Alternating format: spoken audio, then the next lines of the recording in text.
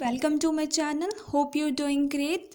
सो guys, आज मैं आप लोगों के साथ डिस्कस करने वाली हूँ कि बच्चों के जो बैंड स्कोर हैं स्पीकिंग में 5.5 क्यों रह जाते हैं। वो एक बार एग्ज़ाम देते हैं, 2 बार एग्ज़ाम देते हैं, 3 बार एग्ज़ाम देते हैं, उनके बैंड स्कोर हमेशा 5.5 पर ही रह जाते हैं। उसके पीछे क्या रीज़न है?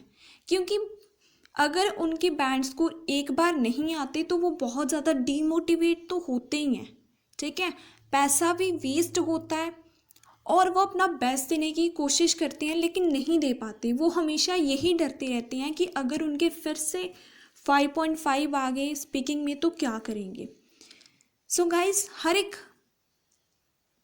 चीज़ को करने का एक वे होता है। अगर आप उस स्ट्रैटेजी को समझोगे कि आपके 5.5 आ क्यों रहे हैं, रीज़न क्या है इसके पीछे, तो आप इजीली अपने बैंड स्कोर को अमीलोरेट कर सकते हो। ओके, डोंट वरी, मैं आपको फुल एक्सप्लेनेशन के साथ बताऊंगी कि क्या रीज़न्स है 5.5 के और कैसे आप इसको इम्प्रूव कर सकते हो। सब कुछ मैं आज आपको इस वीडियो के थ्रू बताऊंगी। अगर तो कंटेंट अच्छा लगे तो चैनल को ज़रूर सब्सक्राइब करना, शेयर करना और मुझे कमेंट सेक्शन में डेफिनेटली अपना फीडबैक देना कि आपको मेरी वीडियो कैसी लगी है। But don't worry, give up तो करना नहीं चाहिए, ठीक है, क्योंकि सब कुछ पॉसिबल होता है। हमें जस्ट राइट स्ट्रैटेजी की ज़रूरत होती है, ठीक है। एक तो वो क्या करते हैं, बहुत सारी वीडियोस को देखते हैं, गुड, बहुत अच्छा है, ठीक है। उसकी हेल्प से आपको ये पता लग जाता है कि हम इंटरव्यू कैसे कंडक्ट करते हैं, कैसे उसके आंसर देते हैं। वेरी गुड, आपको देखनी चाहिए, ठीक है। अब मैं आपको बताती हूँ प्रॉब्लम्स। जैसे आपको पता ही है कि जो स्पीकिंग मॉड्यूल है वो एग्जामिनर आपसे क्वेश्चन पूछेगा 10 to 15 मिनट्स तक, जिसमें टास्क 1 आएगा, टास्क 2 एंड टास्क 3। सभी को पता है इसके बारे में। टास्क 1 में क्या आती है, इंट्रो क्वेश्चंस आते हैं। टास्क 2 में क्यू कार्ड्स आता है और जो टास्क 3 होता है इसमें फॉलोअप्स क्वेश्चन आते हैं। ओके, तो बच्चों की प्रॉब्लम क्या है, जो उनको मेन प्रॉब्लम आती है स्पीकिंग में, मैम आइडियाज़ नहीं आती। अगर किसी को आइडियाज़ आते हैं, फ्लुएंसी नहीं है, पॉजेस बहुत आते हैं, मैम नर्वसनेस बहुत होती है, क्या करें उसके लिए, कॉन्फिडेंस नहीं है, मैम एग्जामिनर के सामने तो हम बोल ही नहीं पाते। जब हम एकेडमी में करते हैं तो हमारे 7.5 तक भी बैंड स्कोर आ जाते हैं। जब एग्जामिनर के सामने जाते हैं तो कुछ पता नहीं लगता कि कैसे बोलेंगे। ये प्रॉब्लम है। आइडियाज़ के लिए तो गाइस मैं आपको बताऊंगी कि आप अपनी डेली लाइफ से, अपने एक्सपीरियंस से उस टॉपिक को रिलेट किया करो। अगर नहीं करना आता तो टास्क 1 की, टास्क 2 की एंड टास्क 3 की वीडियोस को देखो। जो आपको सिंपल आइडिया लगा उसको पिक किया, then in front of the mirror आपने प्रैक्टिस करनी है। देखकर ही प्रैक्टिस करो उसको जो आपने नोट डाउन किया है। जैसे मैंने काफ़ी सारे टास्क 1 और क्यू कार्ड्स के सैम्पल आंसर आपके साथ डिस्कस किए हैं। आपने क्या करना है, उसको लिख लेना है नोटबुक पर, देन आपने मिरर के सामने खड़े हो जाना है एंड उसकी प्रैक्टिस करनी है, ठीक है। अब टोन क्रैमिंग वाली नहीं होनी चाहिए। अगर टोन क्रैमिंग वाली होगी तो बैंड स्कोर नहीं आएंगे। आपने जस्ट उसमें अपने गेस्चर को ऐड करना है, क्योंकि जब तक आप गेस्चर्स को ऐड नहीं करोगे ना, वो आपकी जो स्पीकिंग है वो नेचुरल नहीं लगेगी, ठीक है। अगर आप ऐसे करोगे तो आपकी जो फ्लुएंसी है वो भी इम्प्रूव होना स्टार्ट हो जाएगी। ओके, और मैं आपको बताती हूँ पॉजेस के बारे में।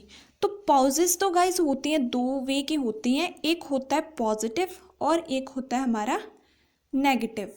नेगेटिव क्या होता है, जब आपकी लाइन ख़त्म नहीं हुई आप बीच में ही पॉज ले रहे हो, ठीक है।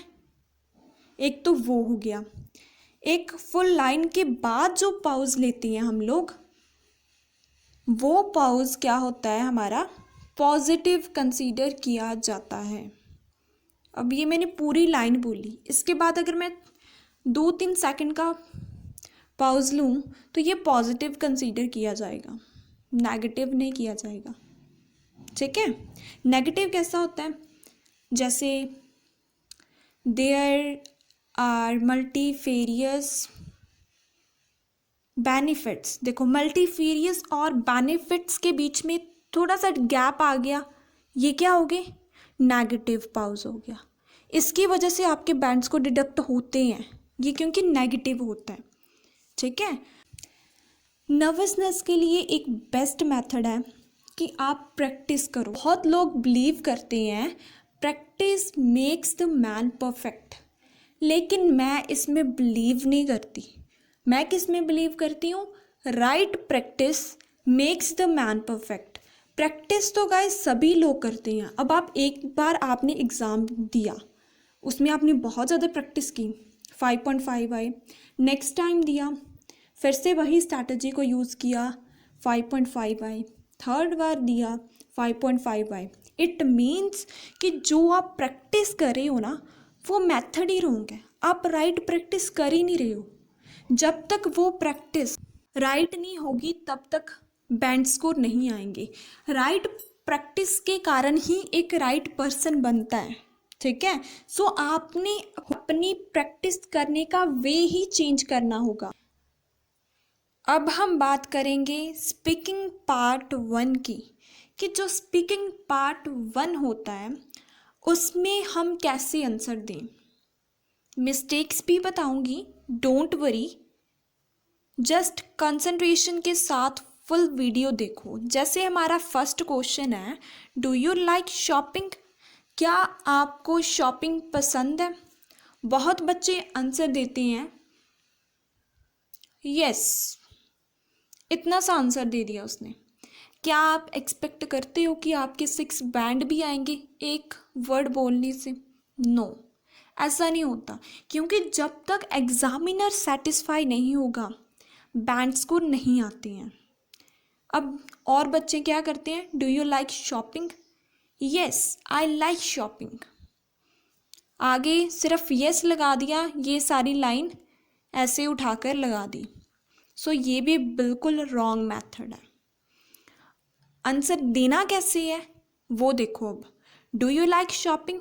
Definitely, I am diehard fan of shopping because it does not only ameliorate my mood but also incredible way to spend with near and dear ones. देखो मैंने क्या बोला, डेफिनेटली मीन्स मुझे शॉपिंग पसंद है।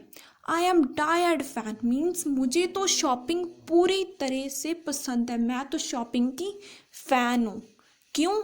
क्योंकि इसके साथ तो मेरा मूड अमिलोरेट होता है। अमिलोरेट मीन्स इम्प्रूव होता है, और ये एक इनक्रेडिबल मीन्स बहुत अच्छा वे है जिसके साथ हम अपने टाइम है जो नियर एंड डियर वंस के साथ स्पेंड कर सकते हैं। किसके कारण? शॉपिंग के कारण हमारा मूड अच्छा होता है और हम अपने नियर एंड डियर वंस के साथ टाइम को भी स्पेंड कर सकते हैं। ठीक है,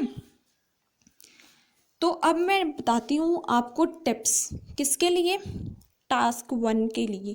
ठीक है, इंट्रो क्वेश्चन के लिए क्या क्या टिप्स हमें फॉलो करनी चाहिए। अगर आप ऐसे आंसर दोगे ना तो 7.5 प्लस बैंड स्कोर आप गेट कर सकते हो।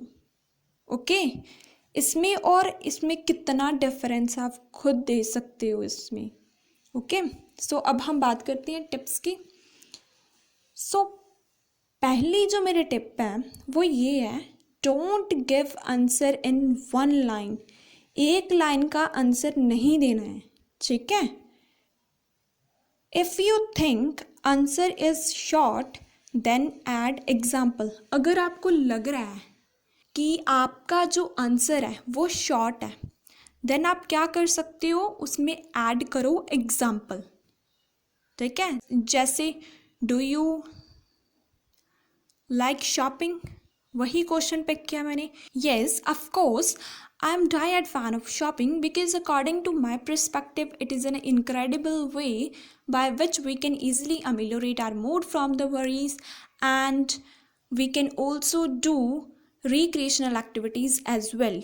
To epitome, last Saturday I went to market and I purchased plethora of things there. इसमें मैंने एग्जाम्पल को ऐड किया.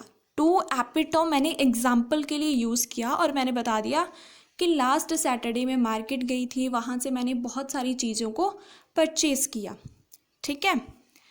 फिर है हमारा third tip, use gesture and speak politely. आपने गेस्चर्स का यूज़ करना है और बोलना भी पोलाइटली है. ठीक है, पोलाइटली बोलो, गेस्चर का यूज़ करो, बहुत अच्छा है. जहाँ पर हमने हैप्पीनेस को एक्सप्रेस करना है, अपने फेस के ऊपर हैप्पीनेस वाला एक्सप्रेशन दो. ठीक है. जहाँ पे हमने सैड की बात करनी है तो सैड का एक्सप्रेशन दो. इसके कारण भी बहुत ज़्यादा इम्पेक्ट होता है. ठीक है. क्योंकि जब मैंने अपनी स्पीकिंग दी थी तो मैंने बिल्कुल यही टिप्स फॉलो की थी. बहुत ज़्यादा अमेजिंग है. डोंट रिपीट कनेक्टर्स को रिपीट नहीं करना है. बहुत बच्चे क्या करते हैं, yes definitely, no, it is entirely a wrong method. अगर आप लोग यूज़ करते हो कनेक्टर्स को रिपीटली, मैंने वीडियो को अपलोड किया हुआ है स्पीकिंग कनेक्टर की, आप उसको देख सकते हो. उसमें मैंने आपको बताया है कि हम कौन कौन से कनेक्टर्स को यूज़ कर सकते हैं स्पीकिंग मॉड्यूल में. आप उसको फॉलो करो, बहुत अमेजिंग रिजल्ट आपको मिलने स्टार्ट हो जाएंगे. ठीक है. फिफ्थ है इलेबोरेट आंसर प्रिसाइजली. अपने आंसर को इलेबोरेट किया करो. इलेबोरेट मीन्स थोड़ा एक्सप्लेन किया करो. ठीक है. जैसे यस आई लव शॉपिंग, ऐसे नहीं देना. जो मैंने आपको फुल एक्सप्लेनेशन दी है वैसे आपने क्या करना है, एक्सप्लेन करना है. ओके. सिक्स्थ है यूज़ डिफरेंट सेंटेंसेस का यूज़ किया करो. उसकी वजह से भी बहुत ज़्यादा इफ़ेक्ट पड़ता है आपके बैंड स्कोर में. ओके. नेगेटिव पॉजेस को नहीं लेना है. और नेक्स्ट है हाई टेक वोकेबलरी का यूज़ नहीं करना है. ऐसी वोकेबलरी मत लर्न करो कि एग्जामिनर ही कंफ्यूज हो जाए कि आप बोल क्या रही हो.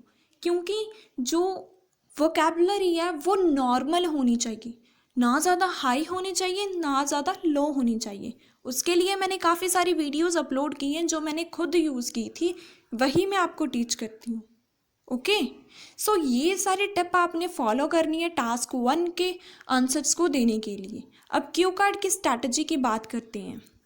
बहुत बच्चों को क्यू कार्ड में प्रॉब्लम आती है. सो मैं आपको बताती हूँ कैसे हम कर सकती हैं. जैसे हमारा ये टॉपिक है डिस्क्राइब योर फेवरेट सिंगर. आपने अपने फेवरेट सिंगर के बारे में बताना है. कौन है वो, आप उसको कैसे जानते हैं और आपको क्यों पसंद है. ये है हमारे bullet points. In bullet points की हेल्प से हम एक स्टोरी को क्रिएट करते हैं. टाइम हमें मिलता है 1 मिनट. बोलना कितना होता है 2 मिनट्स तक, जो बच्चों को बहुत ज़्यादा डिफ़िकल्ट लगता है. आपको जो नर्वसनेस होती है एग्ज़ामिनर के सामने वो इसी वजह से होती है क्योंकि आप एकेडमी में अपने जो टीचर्स होते हैं वहाँ पे उनके साथ आप फ्रैंक हो, आप उसको जानते हो. लेकिन जब एक एग्ज़ामिनर न्यू आता है तब आपका कॉन्फिडेंस लेवल लो हो जाता है. ये मेन प्रॉब्लम है. मेरे जो एग्ज़ामिनर थे वो फॉरेनर थे. बहुत ज़्यादा अच्छे से उन्होंने मेरी स्पीकिंग ली और अच्छा एक्सपीरियंस भी रहा. मेरे को भी नर्वसनेस होती थी लेकिन मैंने उसको इरेडिकेट कैसे किया, लोगों के साथ इंग्लिश में बात करके. मार्केट में जाना, वहाँ भी मैंने इंग्लिश का यूज़ करना. ठीक है. वो मेरे लिए बहुत ही ज़्यादा हेल्पफुल हुआ. अपने फ्रेंड्स के साथ मैंने इंग्लिश में टॉक करना स्टार्ट कर दिया. मैं इसके ऊपर फोकस नहीं करती थी कि मैं मिस्टेक्स कर रही हूँ या फिर नहीं कर रही हूँ, क्योंकि पहले तो मेरा जो मेन मोटिव था वो फ्लुएंसी को इम्प्रूव करना ही था. सो मैंने ऐसे टॉक करना उनके साथ स्टार्ट किया, जो मेरे लिए बहुत ज़्यादा अमेजिंग हो गया। ठीक है, क्यू कार्ड में क्योंकि फ्लुएंसी बहुत ज़्यादा इंपॉर्टेंट रोल प्ले करती है, तो आपने इसको प्रिपेयर कैसे करना है वो पहले मैं आपको बताती हूँ। हु के आगे आपने सिर्फ एक वर्ड लिख लेना है जो आपका फेवरेट सिंगर है। ठीक है, फिर हाउ, आपको उसके बारे में कैसे पता, फ्रेंड के थ्रू। ठीक है, आपको वो क्यों पसंद है, मैंने यहाँ पे लिख दिया simplicity, voice, down to earth, struggle, forward nature. ये सारे क्या दे दिए मैंने, रीजंस दे दिए कि मुझे क्यों पसंद है। ठीक है, विद इन द 30 सेकेंड आपका क्यू कार्ड प्रिपेयर हो जाता है अगर आप ऐसे करोगे। सिंप्लिसिटी के कारण मुझे पसंद है वो, उसकी वॉइस बहुत अच्छी है, डाउन टू अर्थ है, स्ट्रगल उसका जो है बहुत ही ज़्यादा अट्रैक्टिव है, उसका नेचर है वो बहुत ही ज़्यादा फॉर्बियल है, मीन्स हमेशा खुश रहना और दूसरों को भी खुश रखने वाला नेचर है उनका। ठीक है, टिप्स की बात करूँ तो पहली टिप है यूज़ प्रॉपर स्ट्रक्चर।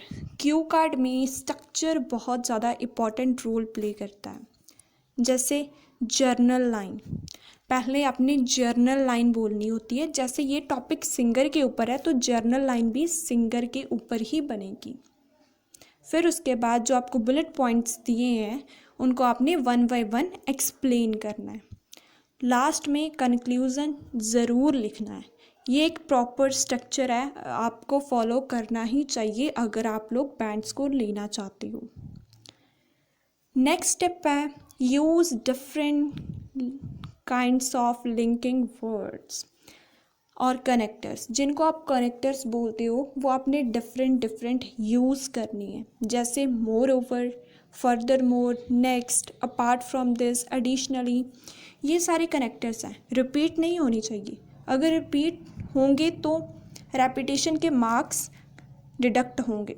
फिर है कि डिफरेंट सेंटेंसेस को यूज़ करो, जैसे not only but also, either और, नीदर नॉर, वेदर और, along with, if, even, interrogative.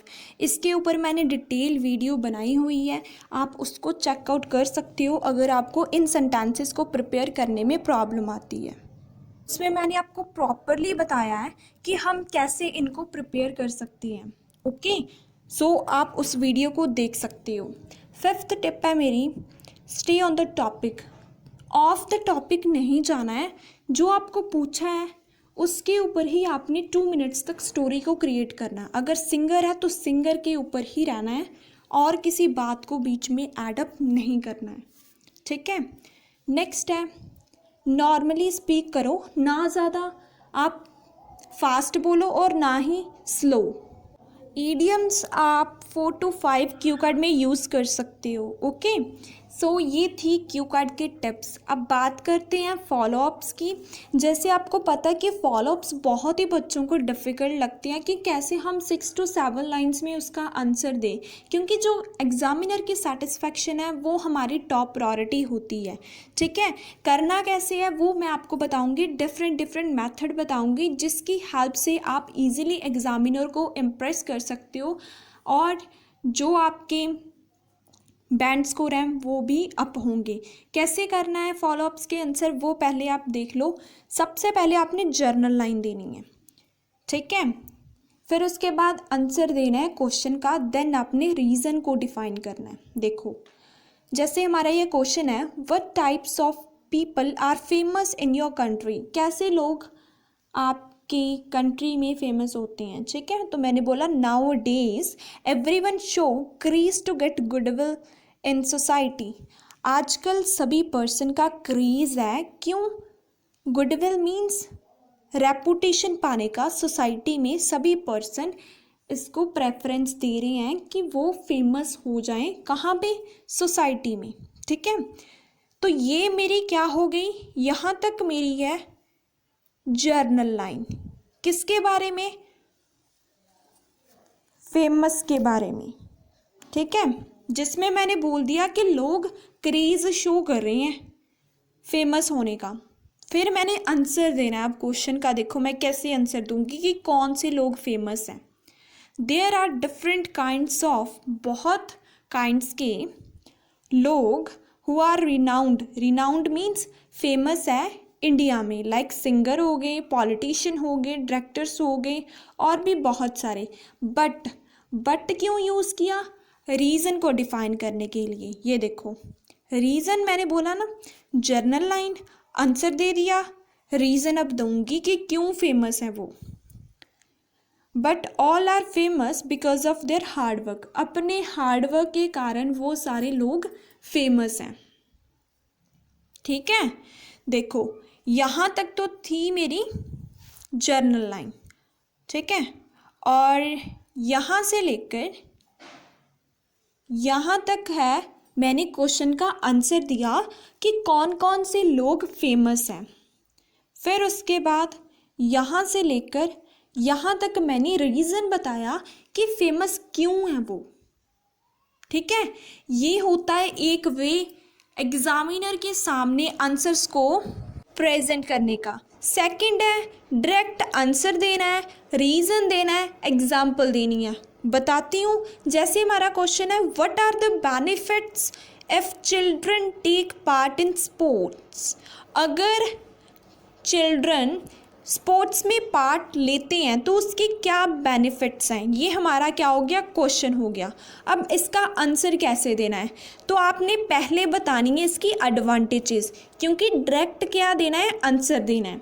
आपने बता देनी है कि इसकी क्या क्या एडवांटेजेस हैं। जैसे वो टीम स्पिरिट को लर्न करता है, कॉपरेशन आता है उसमें, डिसिप्लिन आता है, और वो हेल एंड हर्टी हो जाता है। Hello and hearty means healthy हो जाता है, किसके कारण, स्पोर्ट्स के कारण। फिर उसके बाद आपने बताना है कि कैसे, रीज़न देना है। ठीक है, रीज़न में आप क्या बोलोगे, अगर वो स्पोर्ट्स में पार्ट लेता है तो वो फिजिकली नहीं मेंटली भी प्रिपेयर होता है। ठीक है, ये हो गया हमारा रीज़न, क्योंकि उसमें उसको टीम में वर्क करना होता है, जिसके कारण उसकी हॉलिस्टिक डेवलपमेंट मीन्स, हॉलिस्टिक का मतलब होता है ओवरऑल डेवलपमेंट, उसकी प्रिसाइज वे से होती है। प्रिसाइज मीन अच्छे वे से होती है। ये मैंने दे दिया रीज़न। एग्जाम्पल के लिए आप बोल सकते हो कि बहुत सारे चिल्ड्रंस हैं जिनकी लाइफ बेटर हुई है, किसके कारण, स्पोर्ट्स के कारण। ये क्या हो गई हमारी एग्जाम्पल। पहले तो आपने डायरेक्ट आंसर दे दिया कि क्या क्या बेनिफिट्स हैं, फिर आपने रीज़न दिया कि उसकी हॉलिस्टिक डेवलपमेंट प्रिसाइज वे से होती है अगर वो उसमें पार्टिसिपेट करते हैं स्पोर्ट्स में। फिर एग्जाम्पल दे दी आपने कि बहुत बच्चों की जो लाइफ है वो बेटर हो चुकी है, किसकी वजह से, स्पोर्ट्स की वजह से। तो ये थे वेज जो मैंने आपको टीच करने थे फॉलोअप्स के आंसर देने में। एक्चुअली गाइस मैं आपको एक बात मेक श्योर करना चाहती हूँ कि जब भी आप फॉलोअप्स के आंसर दो, आप फ्रेंडली स्पीक किया करो। बिल्कुल भी मत सोचो कि एग्ज़ामिनर क्या करेगा। एग्ज़ामिनर ने आपको कुछ नहीं बोलना, उसके आपने मिस्टेक्स नहीं आपके सामने उसने बोलनी। जस्ट फ्रीली माइंड से बोलो, क्योंकि आपको सब कुछ आता होता है। नर्वसनेस के कारण आपके जो बैंड स्कोर हैं वो डिडक्ट होते हैं।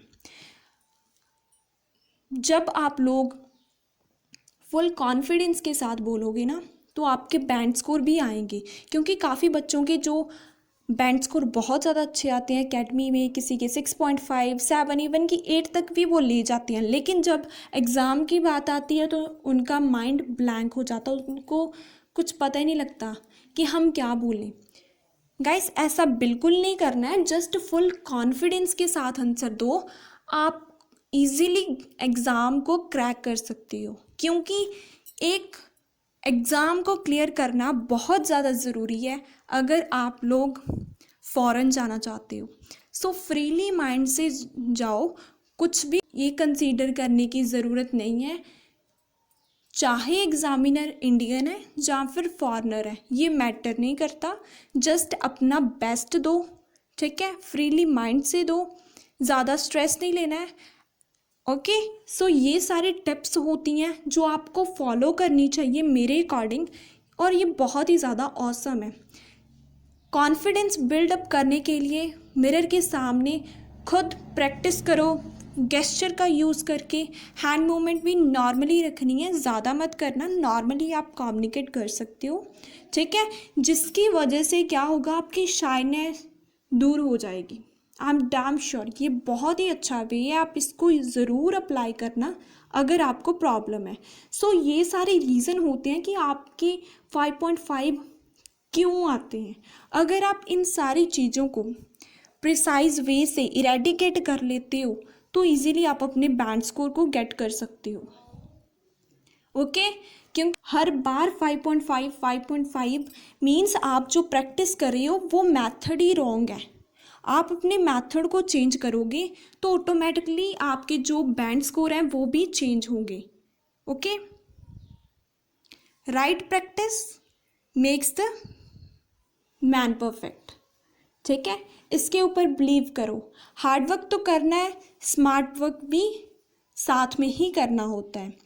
कनेक्टर्स के लिए, वोकैबुलरी के लिए और सेंटेंसेस की वीडियो, ईडियम्स की वीडियोस ऑलरेडी अपलोडेड हैं, आप उसको बोल सकते हो, देख सकते हो, जो बहुत ही ज़्यादा माइल्ड है, ठीक है। ज़्यादा कॉम्प्लिकेटेड मैंने नहीं वीडियोस को अपलोड किया हुआ। आई होप आपको अच्छे से क्लियर हुआ होगा कि हम जो स्पीकिंग मॉड्यूल है उसको कैसे क्रैक कर सकते हैं। सो thank you for watching my video and I hope guys कि आपको ये कंटेंट अच्छा लगा होगा। अगर तो अच्छा लगा है तो चैनल को ज़रूर सब्सक्राइब करना, शेयर करना और मुझे कमेंट सेक्शन में बताना कि आपको मेरी वीडियो कैसी लगी है। सो गाइज ज़रूर शेयर करना, okay. So thank you once again.